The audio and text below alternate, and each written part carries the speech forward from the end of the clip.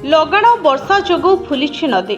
ସେହିଭଳି ବଣାଇର life line କୁହାଯାଉଥିବା ବ୍ରାହ୍ମଣୀ ନଦୀ ଫୁଲିବାରେ ଲାଗିଛି।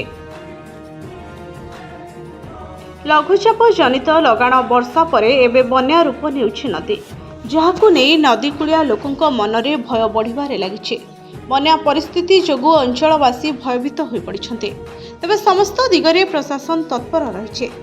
ଅନ୍ୟପଟେ କୋଇଡ଼ା ଖଣି ଅଞ୍ଚଳରେ ଲଗାତାର ଭାବେ ବର୍ଷା ଯୋଗୁଁ ଜାତୀୟ ରାଜପଥରେ ଭୂସ୍ଖଳନ ହୋଇ ସ୍ୱୟମ୍ବା ପଞ୍ଚାୟତ ପୋଲ ଉପରେ 2 ଫୁଟ ପାଣି ଚାଲିଛି।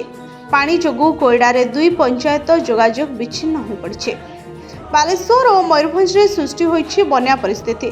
ସୁବର୍ଣ୍ଣରେଖା ବିପଦ ସଙ୍କେତ ଉପରେ ପ୍ରଭାବିତ ହେଉଥିବା ବେଳେ ଜଳକା ବିପଦ ସଙ୍କେତ ଠାରୁ ସମନ୍ୱୟ ତଳେ ରହିଛି। ସୁବର୍ଣ୍ଣରେଖା ନଦୀର ଜଳସ୍ତର କମୁଥିଲେ ବି ବିପଦ ସଙ୍କେତ ଉପରେ ପ୍ରଭାବିତ ହେଉଛି। ରାଜଘାଟ ନିକଟରେ ବିପଦ ସଙ୍କେତ 10.36 ଥିବା ବେଳେ ସକାଳ 8ଟା ସୁଦ୍ଧା ଜଳସ୍ତର 10.75 ମିଟରରେ ପ୍ରଭାବିତ ହେଉଛି।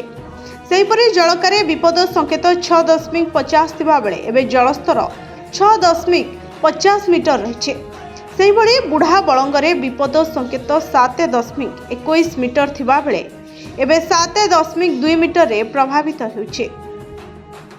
ଜଳସ୍ତର ବଢ଼ୁଥିବାରୁ ଭୋଗରାଇରେ ମଧ୍ୟ ସମାନ ପରିସ୍ଥିତି।